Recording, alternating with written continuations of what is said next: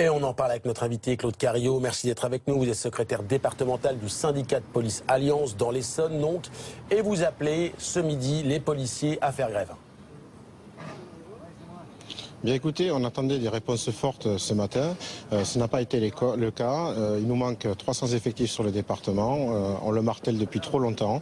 Donc là, avec ce qui s'est passé ce week-end avec le crime qui a été commis contre nos collègues, nous ne pouvons plus accepter cette situation.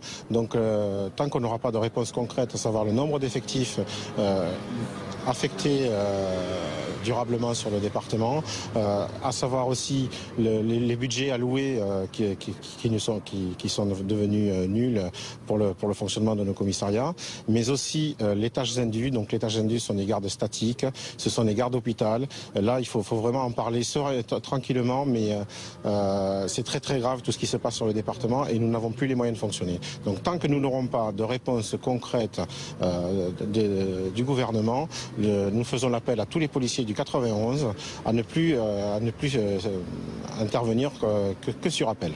C'est-à-dire, très concrètement, vous allez arrêter de faire quoi? Bien, concrètement, si on nous appelle et on a une réquisition pour intervenir, bien sûr que nous interviendrons parce qu'on est là pour la défense des personnes et des biens. Mais là, l'initiative, on demande à nos collègues de ne plus faire d'initiative.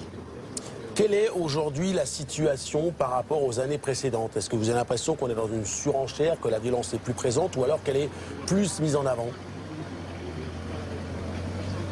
Bien écoutez, le problème c'est que depuis trop longtemps je dénonce la montée des violences et là le problème c'est que la conjugaison entre le manque d'effectifs et le manque de sanctions très fortes des délinquants fait qu'aujourd'hui ils sont ultra violents et la preuve, il y a des crimes qui sont commis contre mes collègues parce que c'était criminel ce qui s'est passé et on peut pas l'accepter. Vous estimez qu'il y a une espèce d'impunité ? Mais écoutez, l'impunité, le sentiment d'impunité est là. La preuve, quand des individus organisent une attaque de 2 véhicules de police avec les moyens qu'il fallait, à savoir cocktail molotov, pavé et tous les moyens humains qu'il fallait et qui repartaient aussi sec. Voilà, le problème est là, c'est qu'il y a une organisation, il y a une volonté de nuire. Le problème est là. Est-ce que ça veut dire que vous demandez à la justice d'être plus ferme quand elle se saisit de cas comme celui-là ou comme d'autres qui sont traduits devant elle ? Eh bien écoutez, ce matin j'ai demandé une table ronde de la sécurité et il faut à tout prix que la justice soit aussi avec nous parce que la chaîne de sécurité c'est ensemble et là on ne cherche pas à opposer qui que ce soit mais là on doit travailler ensemble par rapport aux résultats de ce qui doit être fait. Je pense à un vol violence qui a eu lieu, il y a une présentation vendredi dernier pour des vols violences. Bien il y a eu une relaxe parce que les témoins, les victimes n'ont pas pu se présenter auprès de la justice. Merci beaucoup Claude Carillo.